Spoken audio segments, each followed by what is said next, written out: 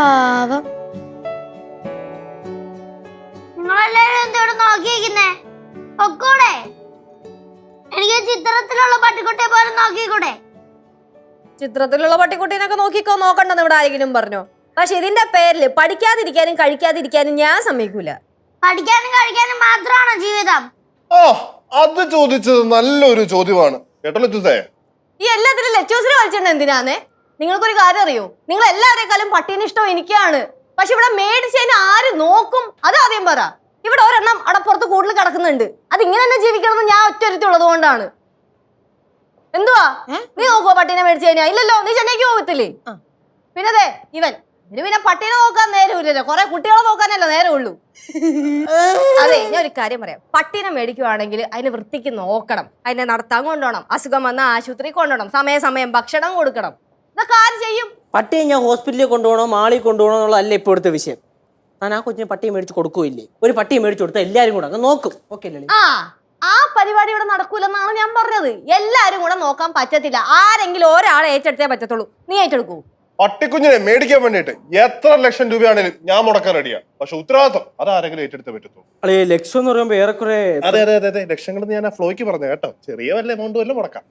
അതെ, ഈ പട്ടീനെ നോക്കുന്നത് അത്ര നിസ്സാര പണിയല്ല. അതിന് സമയം ഭക്ഷണം കൊടുക്കണം, മരുന്ന് കൊടുക്കണം. പിന്നെ ആദ്യത്തെ ഒരു 5-6 മാസമൊക്കെ അതിനെ കൊഞ്ചിക്കാനും വളർത്താനൊക്കെ ഭയങ്കര ഇഷ്ടമായിരിക്കും എല്ലാവർക്കും. പക്ഷെ കുറച്ചങ്ങ് വളർന്നു കഴിയുമ്പോഴത്തേക്ക് അമ്മമ്മ അകത്ത് കയറ്റാൻ സമ്മതിക്കൂല. പിന്നെ അതിനെ ജ്വല്ലിന്റെ കൂടെ ഇടാൻ പറ്റുമോ? അപ്പൊ വേറെ കൂട് പണിയണ്ടേ? ഇങ്ങനത്തെ കുറെ പരിപാടികളും വള്ളിക്കേസുകളും ഉണ്ട്. പിന്നെ കരകാന്റിക്ക് ആണെങ്കിൽ പട്ടീനെ പേടിയാണ് തരും. പട്ടിയുടെ അടുത്ത് പോലും പോകത്തില്ല. ഇപ്പൊ എന്താ ആർക്കൊന്നും മിണ്ടായില്ലേ? കുട്ടി പാട്ടുകാരെ തേടി ടോപ്പ് സിംഗർ ഓഡിഷൻ UAE. 8-നും 15-നും ഇടയിൽ പ്രായമുള്ള കുട്ടികൾക്ക് ഓഡിഷനിൽ പങ്കെടുക്കാം. ഓഡിഷനിൽ അസാമാന്യ പ്രകടനം കാഴ്ചവെക്കുന്നവർക്ക് ടോപ്പ് സിംഗർ ഗ്രാൻഡ് ഫിനാലയിൽ പങ്കെടുക്കാൻ അവസരം. പ്രവേശനം സൗജന്യം. രജിസ്റ്റർ ചെയ്യാൻ ഉടൻ വിളിക്കൂ. +971 5263 10876. ചേടാ ഇതിപ്പോ എന്ത് കഷ്ടാ നോക്കി. ഇതിപ്പോ കല്യാണം കഴിക്കാൻ പോകുന്നതിന് മുമ്പ് കല്യാണം കഴിക്കണ്ട എന്ന് പറയുന്ന പോലെ ആയിപ്പോയല്ലോ. ഇത്രയും കാര്യങ്ങളൊക്കെ ചിന്തിച്ചിട്ടാണോ നാട്ടിലുള്ള ഒരു പട്ടിയെ വാങ്ങുന്നത്? ഒരു കാര്യം ഞാൻ എന്താണെന്ന് എല്ലാവരോടും പറഞ്ഞേക്കാം. എല്ലാത്തിനും എന്തിനും ഞാൻ കൂടെയുണ്ട്. എല്ലാത്തിനും എന്തിനും ഞാൻ കൂടെയുണ്ടെന്ന് എല്ലാരും പറയുന്നുണ്ട്. പക്ഷെ പട്ടിനെ നോക്കാനുള്ള ഉത്തരവാദിത്തം ആരും ഏറ്റെടുക്കാത്ത എന്താ? പിന്നെ ഞാൻ ഒരു കാര്യം പറയാം. ഒരു മിണ്ടാപ്രാണിനെ ഇവിടെ കൊണ്ടിട്ട് ദ്രോഹിക്കാൻ ഞാൻ സമ്മതിക്കൂല. ഇവിടെ മിണ്ടാപ്രാണിക്ക് ചോദിക്കാനും പറയാനും ആൾക്കാരുണ്ട്, നമുക്കാരും എന്താ? ഒന്നുമില്ല. അത്രയ്ക്ക് വിഷമം കൊണ്ട് പറഞ്ഞു പോയതാടാ. ഇതിപ്പോ വല്ലാത്തൊരു പ്രതിസന്ധി ആയല്ലോ. അത് വേറൊരു പ്രതിസന്ധി. ഞാൻ പറഞ്ഞത് പട്ടിക്കുഞ്ഞിന്റെ കാര്യം. അളിയാ, പട്ടിക്കുഞ്ഞിനെ വാങ്ങാൻ വേണ്ടിട്ട് എത്ര ലക്ഷം രൂപ വേണേലും ഞാൻ മുടക്കാൻ റെഡിയാ. ലക്ഷങ്ങൾ ഞാൻ ചുമ്മാ പറഞ്ഞതാണ്.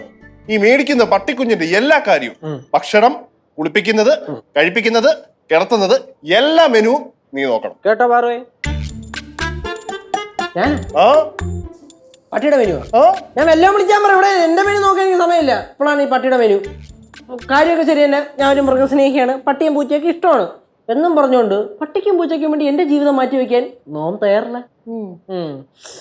പിന്നെ മക്കളെ പാറു, നാടൻ പട്ടിയുടെ കാര്യമാണെങ്കിൽ നമുക്കൊരു കൈ നോക്കാം.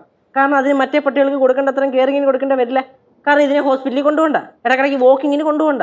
പിന്നെ നീ ഫുഡ് കൊടുത്തില്ലെങ്കിലും അന്തസ്സായിട്ട് അത് തോന്നുമ്പോൾ ഇറങ്ങിപ്പോയിട്ട് എവിടെയെങ്കിലുമൊക്കെ തെണ്ടി തിരിഞ്ഞ് തിന്നാനുള്ളത് തിന്നിട്ട് പറ്റുവാണെങ്കിൽ നിനക്ക് വല്ല മീമുള്ളോ ചിക്കൻ കാലോ കടിച്ചു പറിച്ചോണ്ട് വന്ന തരി. എന്താ പറയണേ? ഓക്കെ, താല്പര്യമില്ല. പാവം എന്റെ കൊച്ച്, അവളൊരു പട്ടിക്ക് വേണ്ടി ഇങ്ങനെ വെയിറ്റ് ചെയ്തിരിക്കുക. എന്തായിരുന്നു മക്കളെ പേര്? നോക്കട്ടെ.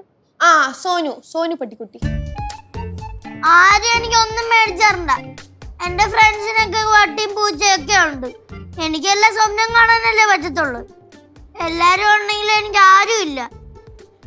കുഴപ്പമില്ല, എന്നെ പോലത്തെ ബാക്കിയില്ലാത്ത കുറെ കുട്ടികളുണ്ടല്ലോ. തൽക്കാലം ഞാൻ അങ്ങനെ സമാധാനിച്ചോളാം.